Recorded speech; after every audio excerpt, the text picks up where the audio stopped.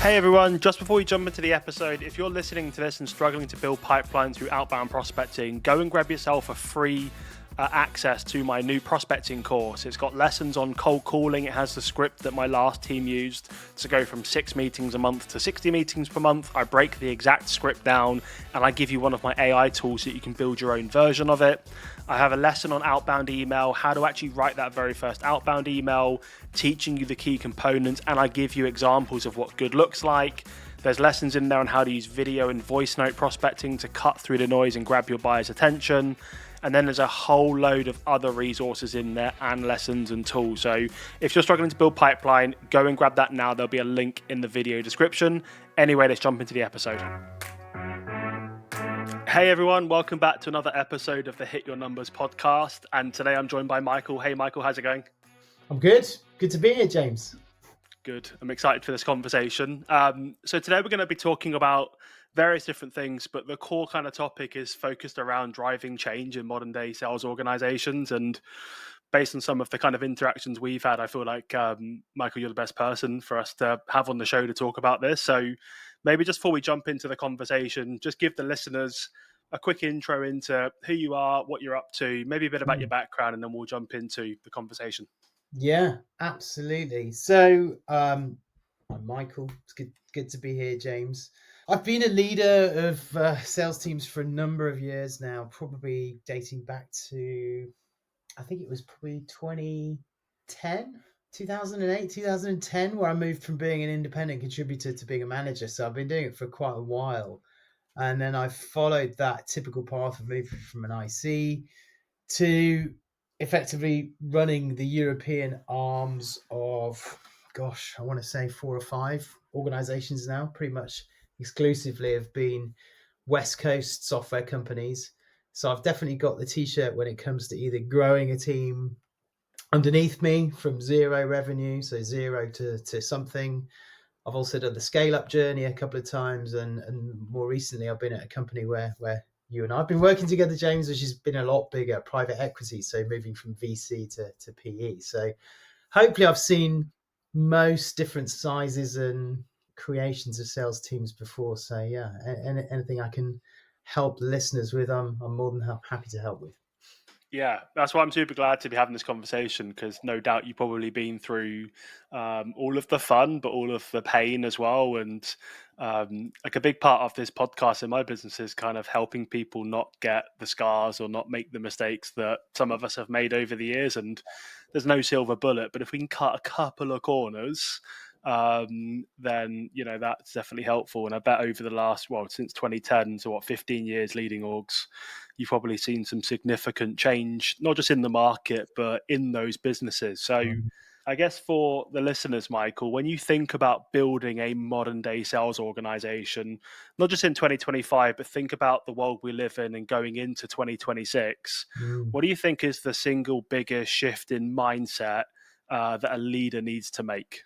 Yeah, well, I mean, without stating the bleeding obvious, as we say in England, I think it has to be embracing what AI can do for you as a go-to-market function. And I realize that's probably the most obvious statement anyone's ever said, right? We all know that. But I think what I've observed over the past 2 years, and I should clarify for those that are listening, that for the past year, I've actually been working for the largest learning and training organization in Britain. So we've actually been tackling what do companies do with AI at a colossal scale, for some of the FTSE 500 companies. And if you take it from sort of FTSE 500, massive global corporation, right down to fairly small, 20, 50, maybe even 100 person sales organization, everyone's wrestling with the same issue, right? People at this point know pretty well and have been using AI tools for 1 or 2 years. But even now, when people are on a personal level pretty astute and adept at using these tools, how we apply them in a go-to-market sort of function is still quite nascent. And actually, listeners, like, if you haven't watched what James has done in this regard, you should, because he's actually pretty ahead of the curve here. So James, I've used some of the stuff that you've been doing, But honestly, that would be my number one thing. Number one lookout is, I think that the role of the CRO and every sales leader has now changed, and you have to be involving AI at some point in your process. And it could be something really simplistic, or it could be something really sophisticated. But if you're not thinking about that, you're behind. So that would be my number one, James. Love it. Yeah, a lot of people say that it's the future, and I always remind them we're in that phase right now. It's the current. It's here. It's available, and the use cases are endless. Mm. I wonder if you agree with me, but I feel like there's a lack of curiosity, maybe, um, in AI, and actually Mm. taking a step back as a sales leader and looking at go to market and understanding where can AI play its part and where isn't it ready right now, where it's still going to require a human being. Yeah, I think it's a really good question. I think a lot of sales leaders are really wrestling with that, right? I think, and I think a lot of the case studies are still very early stages, and it's not helped, if we're honest, by the plethora of tools that you can use. I mean, I'm like many sales leaders out there. I'm on a few of these WhatsApp groups, or Pavilion, or whatever it might be, and these are kind of hot topics of discussion.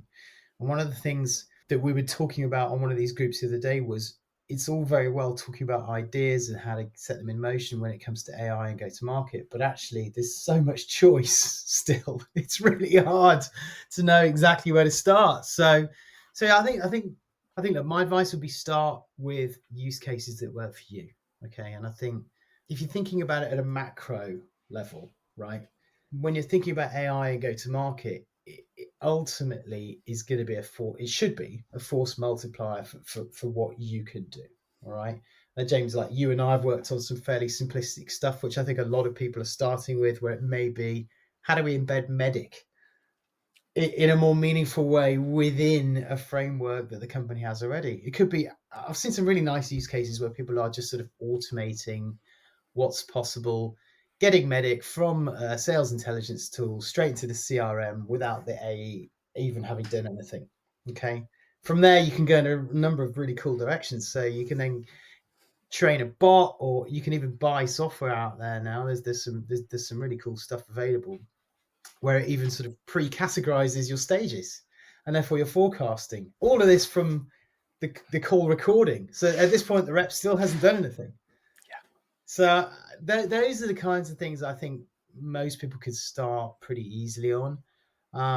But I do think also it's good. It's going to change the landscape of how a chief revenue officer or a VP thinks about what they're doing. Now, you've got some people that are kind of rolling out their sleeves, James, who are pretty technical, who are quite happy to kind of muck around, get roll up the sleeves, write a bot. I know you've been doing some of this stuff too. I think you've even done a kind of how-to video, which I must Yeah. catch myself up on. But also, I think that the role of RevOps is changing rapidly too. And I think that the best CROs are going to be the ones that do some of this stuff themselves, but it will eventually be swallowed up by RevOps, and this is going to be a key part of what they're doing. And then I think from there, there are a number of really, really sophisticated things that people can do that ultimately mean that the AEs are doing what they're really, really good at, which is the human element. And I don't think that's going to go away. I avidly follow what the Battery Ventures team kick out, and for those of you listening, I think certainly one of the really great fonts of information that I would encourage you all to listen to. Go look up Battery Ventures. Go follow a guy called Bill Binch, who's a mentor of mine. Amazing guy, ex CRO, and he runs a lot of really, really cool meetups and what have you for revenue leaders in their circle. What Bill was saying is, AI can automate a lot of the selling process and what we do day to day, but you can't replicate trust. So I think that's still something I always come back to, is look, even the best teams are doing the most amazing stuff these days with go to market, transforming how we work, but actually the job is still the job, right? You and I still need to talk to each other, James, when we're working together. We need to meet up, Yeah. we need to hash things out, and a deal is still a deal. So I don't think that's going to change, and that makes me very, very happy. Yeah, I agree because I think a lot of us, we love selling, right? That's why I'm super passionate about what I do because I get to sell and I also get to work with salespeople to help them be more effective. So, yeah, if AI ever took that over, it'd be a very sad day for me anyway. Yeah, yeah. But yeah, you're absolutely spot on. And I think the natural pull when anything new comes out, I remember back in 2016 where, Sales Loft and Outreach, Lead IQ, and Vidyard became a bit more popular on this side of the pond. And I got stuck into those tools quite early. And again, we just started to weaponize them in the wrong way. And it's same with AI. A lot of sales orgs are using AI and automation to throw more at the wall. They're never really solving the problem. And as you know, and the programs that we ran, like a lot of the stuff that I'm using AI for, because I always say this all the time, nobody gets a degree in B2B sales. We usually fall into it. Very few of us get formal training. So, how can we use AI to run reinforcement? So we run a session, the Mm. rep goes and executes and implements, and then AI helps where the manager can't be everywhere or they have low capacity. How can AI do some of the reinforcement to start to drive behavior change in the sales organization while the SVP or the CRO is working on bigger pitch and the overall strategy? Yeah, I think as you know, because we've literally done it together. I actually think the whole kind of coaching element is one where it is genuinely game changing, and I think there's actually an underestimation of how good the AI can be in this regard. When you've seen some of the interactions that are so human-like in nature firsthand, I think you start to get to trust it a bit better. But yeah, I think you're absolutely right. I think that's a real game changer. And again, plug for you, James, but literally having kind of MedPick coach in your pocket, on your phone, chat GPT style, was absolutely amazing. But I think what I saw is that the adoption of it was still low because people didn't actually realize how easy it was. And I Yeah, know that sounds crazy, but even now, it can be as simple as typing in a question with a bot that's been trained to coach you. Am I using the right thing? Here's the background on this deal. Do you think I'm talking to a champion, or is it an influencer? Questions that normally a manager might be really, really digging into on a deal review. We can use Chat GPT with a very simplistic bot to do all that for us now. But still, I find that they're not quite there with the trust levels yet. But actually, it does work, and it works incredibly, incredibly well. So I think things like that are an absolute must-have. But it ultimately down to the sales leadership community to really, really push that and just make sure that the teams are seeing that as table stakes now, because in many organizations that I speak to, and I've worked in over the past couple of years, there's still a hesitancy, which is a shame. yeah. I mean, it all comes back to context, right? We can all go to ChatGPT and say, write me a 2,000 word blog on sales forecasting, and it's garbage. But if you give it the right inputs and you kind of guide it, then the output can sometimes really blow Yeah, you away. And you're like, I can take that's right. 80% of this. It's pretty good. That's right. And I think it comes back to prompt. I can't say this expression. Prompt engineering. It comes back to that phrase, and people at QA, where I've been for the past year, prompt engineering was something that we really pushed heavily with our customers, because ultimately it's the new way of making sure you're getting the answers that you need. It's quite a fancy title, but it ultimately is pretty simple. Make sure that you're asking the the LLMs the right questions to get the answers back that you need, that are actually usable in the right fashion. And Yeah. I'll give you another example. Actually, this is another Bill Binch example for those of you that haven't heard of him before. He kind of brings things to life really well. And he was saying he speaks to lots of CEOs every day, as you can imagine, given his role at Battery. And one of the examples about how he uses AI rapidly is people asking what they think of their website. Okay, and had this example where a CEO was saying, "Look, you've been a sales leader for a long time. Can you just get Battery to do some kind of review on what the website was?" And so he now knows the right prompts to put into, I think it was Chat GPT or Microsoft, one of the simple ones. And he basically said, "Look, rate this website out of 10. give me the top 3 improvements that you would give it. So like literally 2 sentences, took him 5 seconds to write that. Got that, shoved it in Gamma all while he was on the phone, and then Gamma spat out an 8-page review of what was good, what was bad. They kind of scored, which was an 8 out of 10, I think he said it was, of this guy's website. Sent it to him before the guy had even finished talking. So That's cool. that's, things like that are absolutely amazing. And all of us can use those for free right now. And I think it just comes down to, how do we imprint these things as muscle memory with go-to-market teams and AEs, right? Yeah, 1,000,000%. And we're talking about driving change. So think about that big picture, that big bet that you're placing, that you're hopefully going to play out in the next, say, 2 or 3 quarters. Think, how can AI help me reinforce and drive that change? Like before we jumped on this podcast, this is going to sound bonkers, but I was on the phone to myself. I've been building James GPT, which is my AI twin. So over the last couple of weeks, I've been talking into the microphone with all of my medic content, and there's like 400,000 words that I've uploaded now.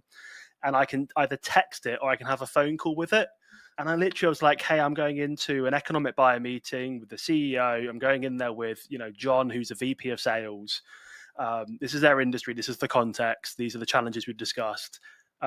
Give me the 3 big objections as to why the economic buyer would say no to this, and what would you recommend me doing to overcome it? And because it's got the context, it literally sounds like me. It's talking back, and it's, rather than giving me the answers, it's saying, well, what's your current plan? And what do you think the current objections are going to be?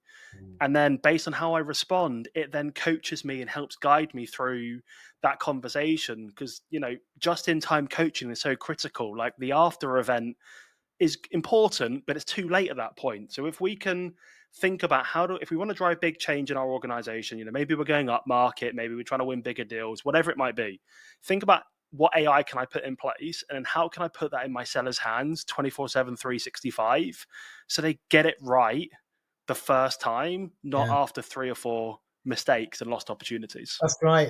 You just had me thinking about it as you were saying that. Like, imagine a world where reps literally do their own deal reviews on their own with the coach, and then rather than doing the deal review with you as the VP, what Mm-hmm. they're actually pitching to you is, I've done my deal review on my own with my AI, and actually here's my action plan. So it's not a deal review anymore. It's, I've done the deal review. Here's the action Yep. plan. Is there anything else you can add to it? Because I'm going to go and do this. Yep. Completely game changing. So I kind of coming back to what you said originally. Look, we all know the game has changed, but I think there's some real pioneering spirits out there that are really jumping in with both feet. There's people that have really put the time in, and you do unfortunately have to put the time in, and that's always the biggest enemy that we all have as revenue leaders. But equally, working with people like yourselves as coaches, or copying bots where people have kind of trained them already, I think a lot of that stuff is possible today. And some of the new tools that are coming out as well are also changing and challenging the way that we're thinking about it. I don't know whether you've seen, I think it's Atio. Is it Atio? Yep. The new CRM, London based as well. This is again what's changing. A lot of these companies are now European based because they're not having to recruit the best software dev talent on earth. So we're seeing a lot of stuff coming out of Europe now, which is really, really pleasing. But yeah, again, Atio, for those of you who don't know, I was exposed to it a few weeks ago. Game changing. It's ultimately automating CRM, importing, user intent, it's sales intelligence as well. And ultimately, it's kind of taking all of the admin that everybody in our industry kind of pretends to love and actually really hates, Yep. really honest. And it's ultimately creating a framework where hopefully AEs can just go and act on what the right next best thing to do should be to win the deal. It's brilliant. So you can literally see a world in 3 years' time where a lot of these classic technology systems that we've used in our industry are going to be completely disrupted. They're going Yeah. to be completely disrupted. So we've just got to be open to that. But just remember, at the core of it, we are still selling our wares and making sure that we are driving a benefit and an ROI with the products that we have at our fingertips. It's just going to be doing that in an accelerated fashion, I hope. Yeah, I agree. And I think it's going to be pushed upon us by the VCs and the PE firms by saying, look, you can be more effective. Some orgs are already experiencing this, and obviously the ripple sometimes a little bit longer for mass market, but the VC's definitely going to be saying, look, you need to lean out the team a little bit more and use AI to make them more effective. AI shouldn't be a replacement; it should be an enabler. Rather than the rep reading an annual report to build a POV and a hypothesis, which might take them 30 minutes to an hour, why not drop it into a GPT and have it do it better in like 5 minutes, so they can spend more time on the execution part than the building part. So I do feel like we also are going to be pushed in that direction for most of us by the board and that, because they're going to see other portfolio companies drive higher revenues and per rep productivity is going to go up when they are leveraging AI and technology versus the ones that are keeping it at arm's length, because there's this whole fear of it taking my job kind of thing. I think you need to lean into it rather than pushing away. That's right. I mean, it will take us in directions that we may not like as well. I did hear one story where we might need to prepare ourselves for the world of the ever-changing target. Now, this is not going to affect everybody, and certainly as a revenue leader, it makes you go cold. Yeah. But there are examples out there of companies that have literally just started, and within months they're doing tens of millions, in some cases billions worth of revenue, which was something that was unforecasted or unforecastable just because of the take-up of their product. But that's scary, and I hope that doesn't happen to me. But it's definitely something we need to be get prepared for. It could happen, right? Be prepared. Yeah, exactly. for sure. So we've built the leading skill optimization platform with 400 plus sales lessons, 12 courses from prospecting all the way through to late stage deal negotiation and more, one-to-one sales coaching and AI sales assistance. And I want to give you 7 days free access to the platform. The reason I want to do this is because nobody gets a degree in B2B sales. And after training and coaching hundreds of sales reps and teams in the last 2 years, most haven't mastered critical selling skills, and it's preventing them from being promoted, earning great money, and building a great career in B2B sales. So go to the revenueenabler.com, grab a free trial, and join hundreds of salespeople that are closing their skill gaps and mastering sales. There's a link in the video description. I'm looking forward to getting you set up. Give me a shout with any questions. Just one thing to add before we jump into, I want to talk to you about culture, because obviously driving change, culture is such a key part. But one thing that we can all do, I'm a big fan of this, is offsites, and go book yourself an AI offsite with your team. Bring your sales leaders, bring your reps, present, the big picture. What are you trying to do? What's that big bet over the next couple of quarters? And then be like, hey, let's just break up into groups and let's just brainstorm how and where can we apply AI, and just gamify it and be like, hey, look, the winner gets, the winning group gets a weekend away or whatever, or accelerators or whatever it might be. And just, bring the team in. Because again, like from a culture perspective, there's nothing more powerful than having the whole team behind it, rather than you trying to drag the team over the line and they're going to be resisting it. So make it fun, get away from your desk. Don't talk about the forecast for a minute and just talk about, this is what I need to do as a CRO, as a sales leader. I want you guys to all have an input on it. What should we do? And make a day of it. Exactly. Be a lot of fun. Cool. So let's talk about culture for a second then. So, because in some cases, making sure that the culture is, aligned and strong and in the right place can sometimes be a little bit harder than driving the change itself. From your perspective in 15 years of building teams, Michael, like what are the key critical building blocks of culture that embraces change, but more importantly, adapts quickly so you start to actually make some progress? Yeah. It's in some ways it's both the easiest question to answer, but also the hardest question to answer, because culture is in and of itself and really created by, it has to be a top-down thing, right? It has to be a top. That's been my experience, at least anyway. And I think, having worked at a few companies in my sales leadership journey, I think the best cultures have been the ones where it's been built from the ground up since day one, and has been extremely well planned and well thought out. Okay. And I'll come back to that. But equally, I've taken over teams where I've inherited a team. Maybe it's not high performing team, it could be, or it's a larger company. And the culture has been sort of drifting or is a bit nebulous. And I think in those situations, it can be very, very, very difficult. So you need to really, as a leader, come into these roles with a very, very clear understanding about what you want to do with the culture yourself as an individual and what's in your control, i.e., your team or the people who are kind of close to you, or at the very least have an agreement with the CEO or the board that's hired you in terms of what you can work together on. Okay, that would be my sort of two categories. Okay, and I think, look, if you take the first category where it may be more of a growth organization, either it's a startup, Series A, B, C. Generally, the best companies are the ones where the CEO has actually thought about values from day one. I was lucky enough to run and start Bloomreach in Europe, which was an amazing experience in my life. And Raj is the CEO still there and one of the most amazing CEOs in Silicon Valley. He, I think, probably to this day will still say the values that he created were the first things that he did before they even had a product, because he knew that if he had a company that lived and breathed the values that he felt he wanted to see, he knew that he'd have a successful company. He knew that he'd have happy people, Yeah. pretty tight combination. And once it was up and running, then the values that he instilled would become a sort of self-fulfilling prophecy. And as an early leader who basically built Europe for Raj at that time, we really bought into that.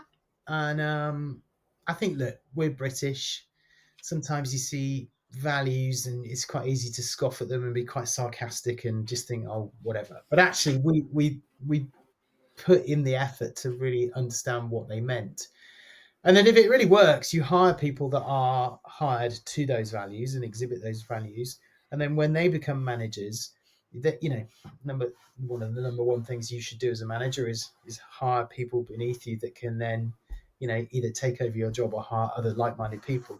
And that actually happened. So you kind of then it becomes a self-fulfilling thing, and values roll off each other, and it really, really created a culture where people were willing to crawl over broken glass. Okay. Now, that's sort of at a company wide level. I think when it comes to sales teams, it is slightly different, but I've always been a huge fan of making sure that there's a few things. Like, you can learn a lot from the All Blacks. There's a great book about the All Blacks. If you've read it, I've got it up here somewhere. I'll have to dig it out.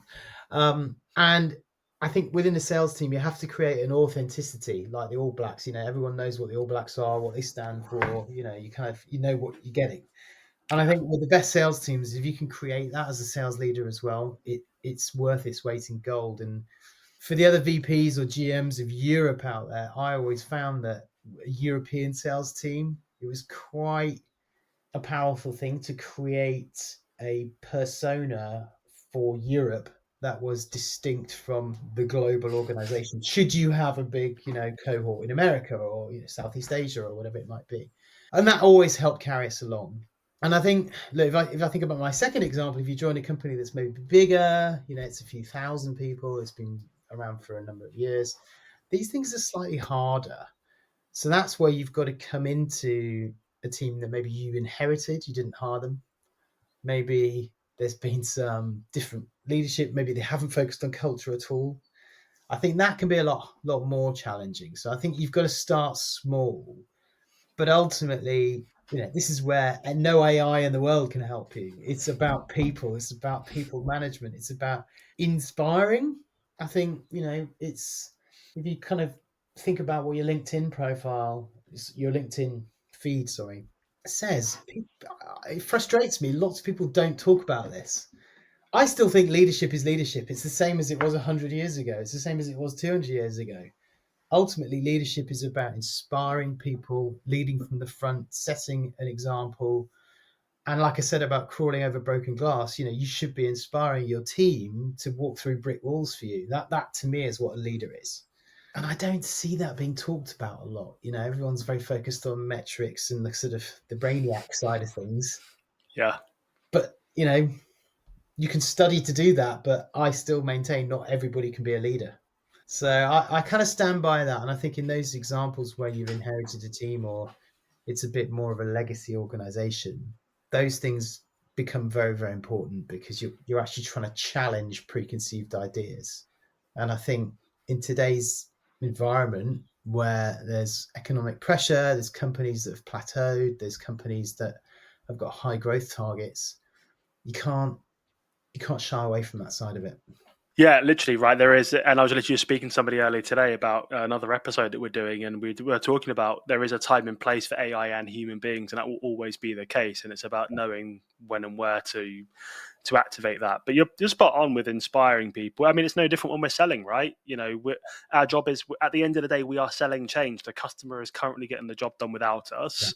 We need to inspire them to do it in a different way, and that could be more expensive. So we have to inspire them, and you know, the sales leader and the CEO, you know, they're the biggest salespeople because they need to sell the investors, the market, their internal people, and prospects and customers, right? And again, you're absolutely right. You go to LinkedIn for 5 seconds, and it's here's the 200 sales enablement metrics you need to obsess over. And I even commented on one the other day. I'm like, that must be one big Salesforce dashboard. You know, they're stuck in, you know, analysis paralysis. They're not Yeah. focused on, you know, what's the, you know, get my ear close to the ground. Bad news takes time to travel uphill. What are my team saying? Where are they struggling? Get in the trenches, like you said. Figure out, okay, shit, it's bloody hard to make a cold call today. How do I fix this? I have to go through the process myself to really experience it. Yeah. I something as look, James, you know me quite well now. I think you know I get quite passionate about this topic. It drives me nuts, to be honest with you. Like if you read the average LinkedIn feed or look at the average sort of sales leaders WhatsApp group, you know, you'd think that anybody could become a sales leader. Yeah, I mean, obviously the reality is like that's total rubbish. yeah, You know, it's all you know. If you believe half of what people write, you think, well, if you just follow metric A, B, C, D, E, and you follow this process, then you will be successful. It's like, well, I call bullshit on that, quite honestly, because you still have to talk to people and actually sell something. Okay. Yeah. And not everybody can do that. And I think yeah, that's what sets us, and I say us, you know, people in the commercial function, that's what sets us apart from the rest of the business, you know. yeah, I think I forget the name of him. He did this great quote a few years ago, back in the 90s, some huge US leaders leader, and he said, you probably heard the quote a few times. He said, if everybody's going to eat, yeah, the sales team need to feed them. And basically, as the CEO of a sort of multinational global, he was like, look, and no one needs to sell more than me. And it's yeah. true. You know, if companies are going to survive, it's the sales team that is always going to be the engine in that type of an organization. So yeah, and I don't think that is ever going to change. No, Thankfully. yeah, absolutely. Got a question about, you know, that bigger piece that you Yeah, mentioned. You're going into an org where it's a bit more mature. So, yeah. you know, similar for myself, I joined an organization that had 7 employees and 12 customers in the pandemic. And a couple of years later, we had 175, and I got to see it grow and help shape it and things like that from the early days. So it was nice that we kind of build from that ground. And then, you know, more recently, I joined an organization that was a bit further down the road and had to undo some of the bad behaviors while still chasing a number and rebuild. If we think about that more mature side, Mm-hmm. what role does like cross-functional collaboration and working with, you know, people in sales, marketing, customer success, product ops play in that? I mean, I think it's important in any size organization. It's just easier in a small organization. That's what I would say, right? And that's been my experience too. I think if you're in a company, it's you know it's from 25 to 250 people, you probably know everybody by at least name, probably first name. And if you're a leader, you definitely know all the other leaders in that organization, right? Because you could probably go and have a meal together, right? So collaboration is just more natural in a smaller group of individuals. I'm not saying it's always easy, but it's you can make your way around it. And I think working in a company where there's thousands of people rather than a few hundred, obviously that's much harder. You know, there's more challenging or more processes that have been there for longer that you may have to break up. There's people that you'll be talking to that you've never met, may not ever meet in person. They may be in a different country. So I do think that it can be harder, but it's no less important. And I think one of the things that I struggled with at first, but eventually got my head around is you have to really make sure that people know where you stand within the organization to get things to happen. Yeah. Computer says no in a large organization is unfortunately a very real thing. Yes. And I am embarrassed to admit this, but eventually the way I got around it quickest was basically pulling rank, which sounds terrible. But you know, pulling rank is one thing, but obviously if you can collaborate with the other leaders who are running those departments, obviously that's the best way, right?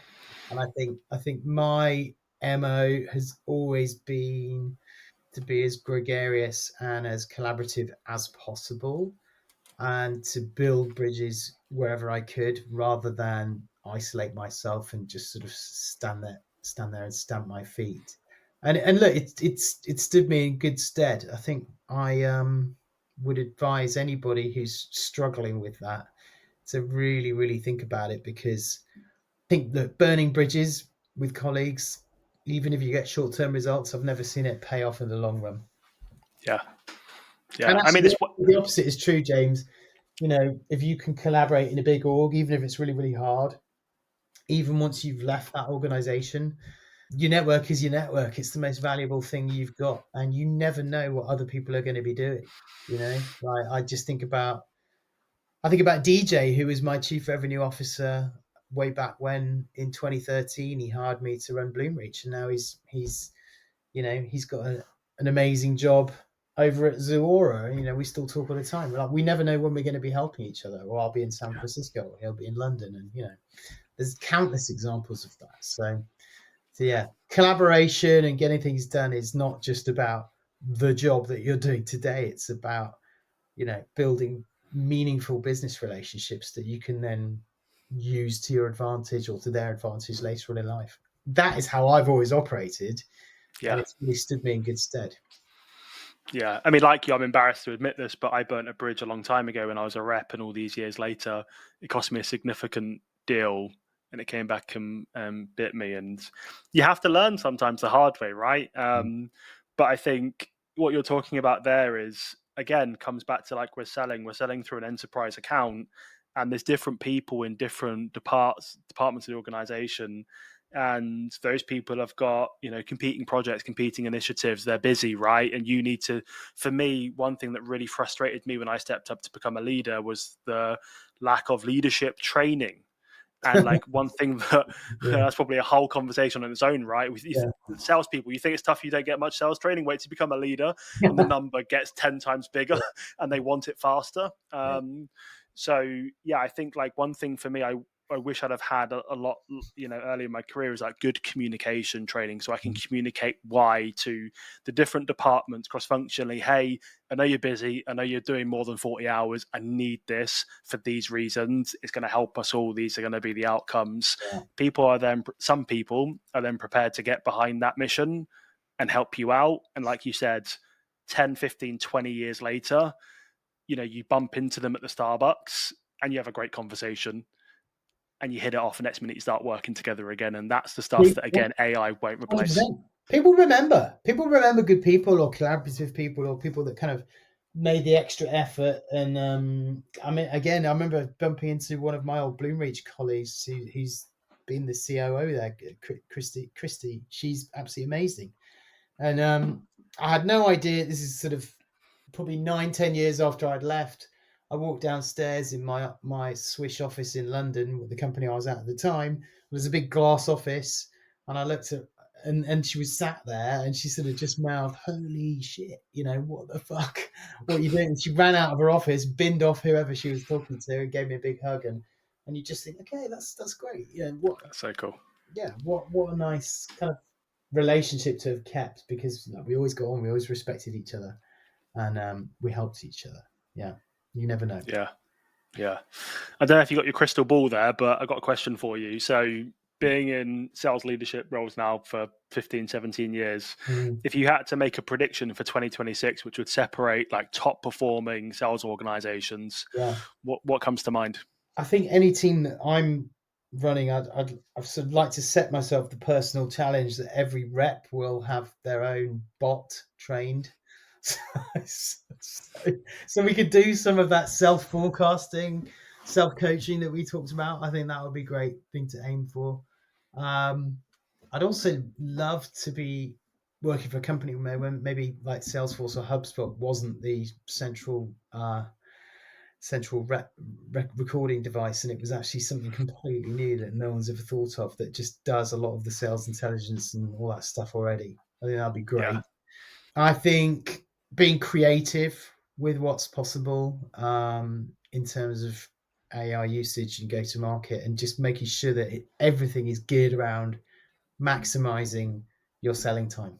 Yeah. Yeah. I know what makes me good as a sales leader, and it certainly isn't looking at metrics all day and being an analyst. It's basically being with customers and selling. Who Yeah. knew, Yeah. right? So There's yeah, definitely a need for that stuff, but hire people to do that so you can focus on, the stuff that really moves the needle. yeah, Yeah, I agree. Yeah, I think more AI bots would be pretty cool. And, just think about it again, that AI offsite, bring the SDRs together. What could they build? Bring the AEs together. What could they build? Bring the sales leadership team together and think about building like one of the ones I shared with you, which was like the CRO forecast analyzer, where you drop your forecast in there and it love that, rolls up the likelihood by forecast category and love that. instantly builds you a coaching plan at the Yeah, rep level. Like, again, like you said there, get away from the numbers and the metrics and get back into the field with the reps and be like, hey, you're mhm, forecasting this, £1 million deal. These are the gaps. Here's the risk. But cool, we've got 8 weeks. yeah, Let's work together on a plan. Let's go execute it. Can you set up a call with the 100%. champion? Yeah, yeah. There was a really good use case. I mean, a lot of the use cases that I've seen are all based around making life easier with forecasting or coaching, but flipping it the other way, looking at deals that have closed or at least got to a certain stage, and then going out there and finding what else is in your TAM where you haven't done outreach before to companies that look like that. And I'm not saying just do automated outreach, because that's table stakes now, but Yeah. it's identifying the companies who have got that likelihood to be the best next buyers of your product. Now you may know that instinctively, and maybe, but lots of companies out there struggle with that, particularly ones that have got a really really big addressable market. So I think there's some really smart use cases around that too. So yeah, I Yeah. think the sky's the limit, James. We'll have this conversation in a year's time, and the use cases will be completely different. We'll be Won't they? looking back at this conversation embarrassed that we Yeah. didn't know. Yeah, I think that's spot on. I think one of the things I hope to see next year, and I think if it's not there in form of like a formalized product, it will be some kind of bot. Is how do we really scale out coaching? Like, I do Mhm. polls all of the time on LinkedIn. It's terrifying how few reps get their calls listened to. Um, and now with GPTs, you can put your scorecard in there, put a few hours worth of transcripts of what good looks like, and drop a cold call, a discovery call, a demo, a business case meeting, whatever it is, a negotiation into it, and score it in 60 seconds and hop on a call with a rep and give them feedback. And immediately start to close those skill gaps and drive change. And you could do that to 100% of calls that are happening in your sales organization. There is no excuse now. I've got a customer that literally now coaches 100% of reps discovery calls, because it literally just produces the output. He can look at it and then jump on a one-to-one, give them that feedback, bit of role play, make a plan, send them off, do it again, do it again, do it again, until it gets to a point where the scorecard is so strong. They're like, hey, we can actually slow down the rhythm now and, focus on something else. Yeah, That mega. would be cool. Love Really that. mega. Yeah, Love that. especially for managers. Like, again, I didn't get any, formal training on how to run a one-on-one, how to ask hard, have hard conversations with my reps. It'd be cool if there was like a gong equivalent for internal one-to-ones, where it Mhm. recorded the session and said to the manager, here's your talk ratio, here's your patience, here's how you responded when you were asked questions, this is how you position things, this is what we'd recommend.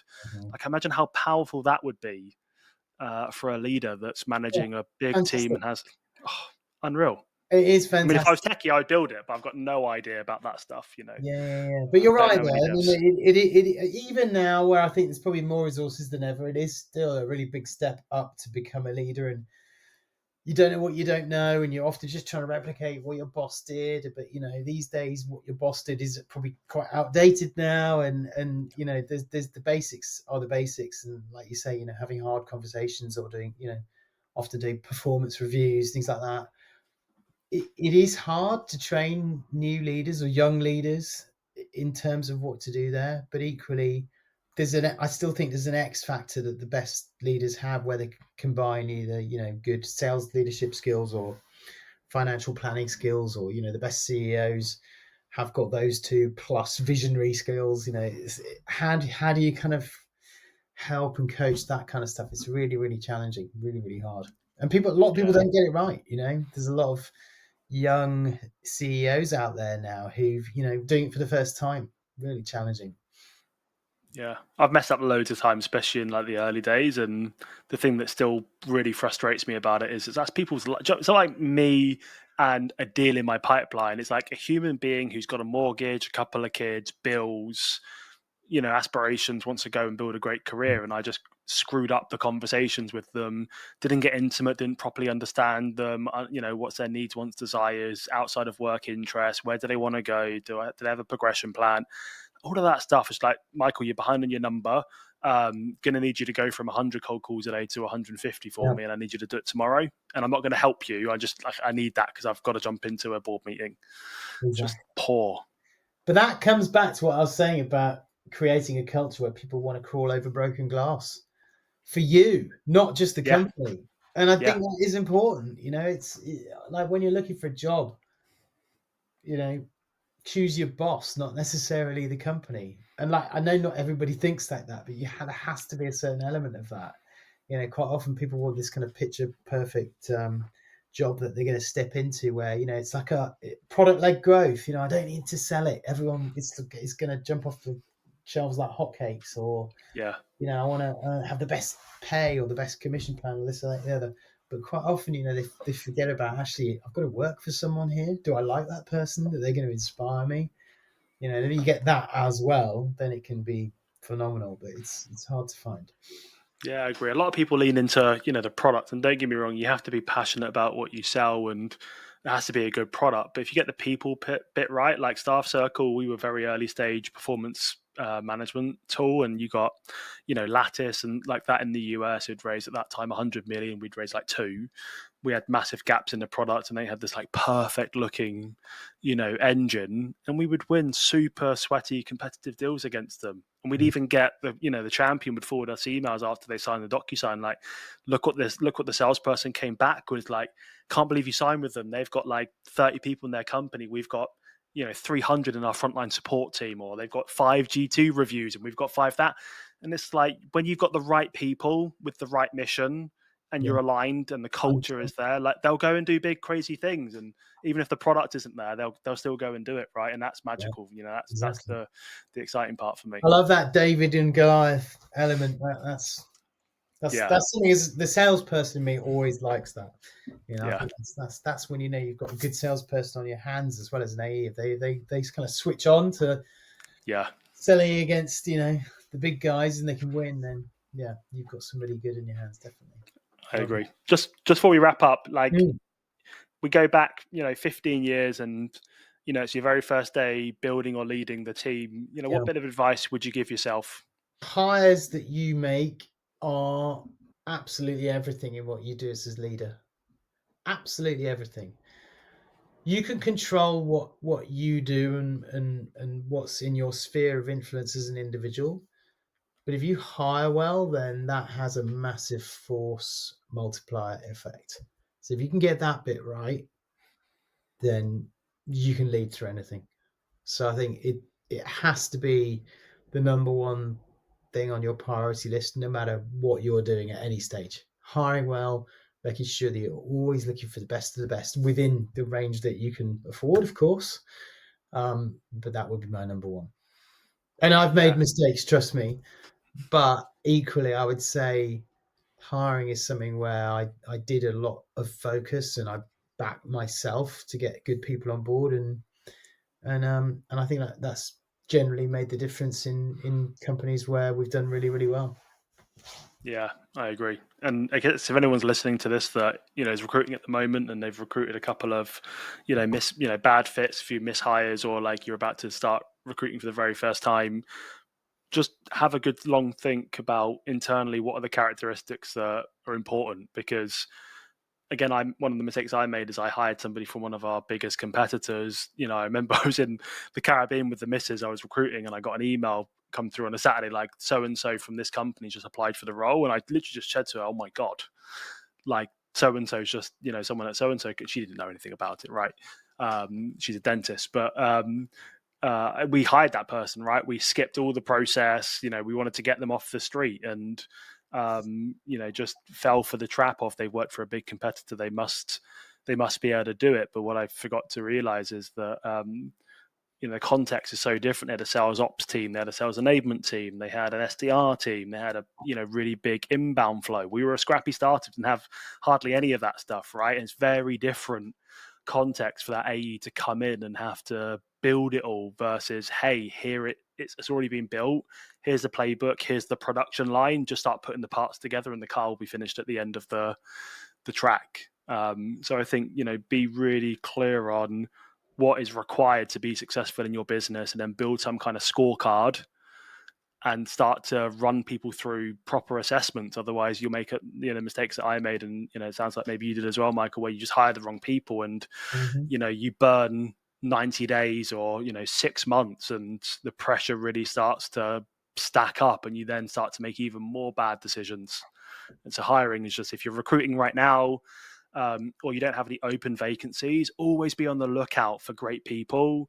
Always be thinking about employer brand or your personal brand, so that great salespeople come knocking to you, versus then you having a vacancy and then you scrapping trying to find somebody, and you take anybody off the street because you're under pressure. Like, I think it's so important that you've really got that strategy in play, and it's an always on strategy as well.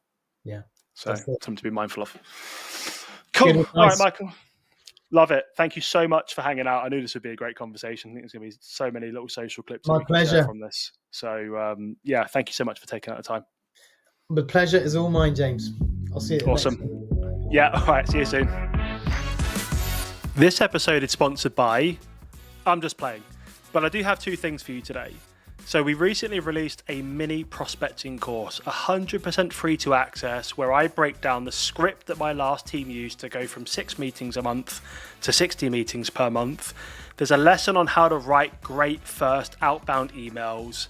And then there's another lesson on video and voice note prospecting and best practices. And there's so much more in the course as well. If you want to get free access, just click the link in the description below. Now, alternatively, I said there's a second thing. Maybe you don't need prospecting support, but maybe you need help running better demos or scoring your deals with MedPick, or you need help with prospects that are ghosting you. If this is the case and you want to unlock some of these trainings and resources, go ahead and join the prospecting course anyway, because you'll find there's other resources and more content in the mini content vault folder. So go sign up today and unlock these resources.